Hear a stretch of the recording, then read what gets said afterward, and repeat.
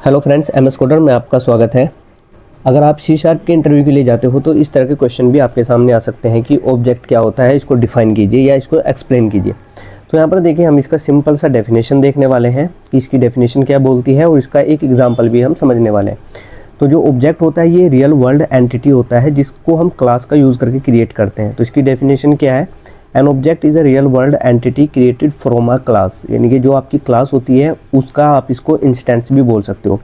अगर आप real life से इसको रिलेट करोगे तो इस तरह हो सकता है कि जो क्लास होता है वो एक ब्लूप्रिंट की तरह होता है। जैसे आपने कोई भी हाउस है, कोई भी कमरा है, उसका जब आप डिज़ाइन तैयार करते हो, ब्लूप्रिंट बनाते हो, तो वो क्या होता है? एक क्लास होता है। जब आप उस ब्लूप्रिंट को एक्चुअल स्ट्रक्चर में कन्वर्ट कर देते हो तो वो उसका ऑब्जेक्ट होता है, यानी कि actual house built from that blueprint, that is called object.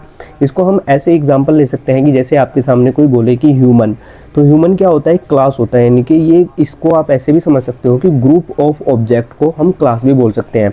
और उसमें से अगर ह्यूमन में से किसी एक आदमी को पॉइंट आउट किया जाए तो वो एक आदमी जो है उसको हम ऑब्जेक्ट बोलते हैं। अब यहाँ पर देखिए, इसका जो ऑब्जेक्ट होता है उसको बनाने का तरीका क्या होता है। सबसे पहले यहाँ पर हमने क्लास बनाई हुई है पर्सन नाम की। इसके अंदर ये दो प्रॉपर्टीज़ हैं और इसके अंदर ये एक मेथड है। ये एक सिंपल सा क्या है कि ब्लूप्रिंट है जो ये बता रहा है कि जब इस क्लास का ऑब्जेक्ट बनेगा तो उसके अंदर दो मेथड होंगे और दो प्रॉपर्टीज़ होंगी और उसका एक मेथड होगा जिसका बिहेवियर होगा स्पीक। तो ये क्या हो गया? ये एक ऑब्जेक्ट हो गया। और ऑब्जेक्ट को बनाने का तरीका क्या होता है? इसको बनाने का तरीका बड़ा ही सिंपल होता है। सी शार्प के अंदर क्या करते हो आप? जिस भी क्लास का आपको ऑब्जेक्ट बनाना होता है उस क्लास का पहले नाम लिखते हो और फिर इसका एक आप रेफरेंस वेरिएबल दे सकते हो, यानी कि रेफरेंस नेम दे सकते हो।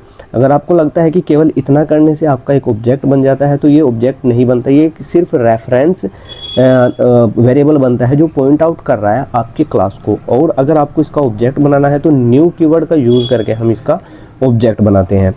पर्सन, इस तरीके से ऑब्जेक्ट को बनाने के कई तरीके हो सकते हैं, लेकिन जो मोस्टली कॉमन तरीका है किसी भी क्लास के ऑब्जेक्ट क्रिएट करने का वो यही होता है। अब आप यहाँ से P1 का यूज़ करके किसी भी प्रॉपर्टीज़ को एक्सेस कर सकते हो, इसके मेथड को एक्सेस कर सकते हो।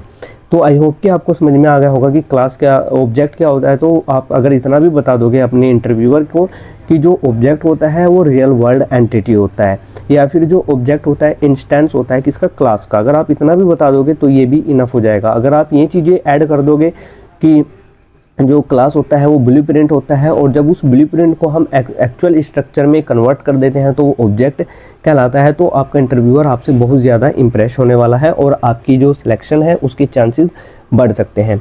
तो आज की इस वीडियो में सिर्फ इतना ही रखते हैं। अगर ये वीडियो आपको हेल्पफुल लगी हो तो इस वीडियो को लाइक करके इस चैनल को ज़रूर सब्सक्राइब कर लीजिएगा। Thanks for watching.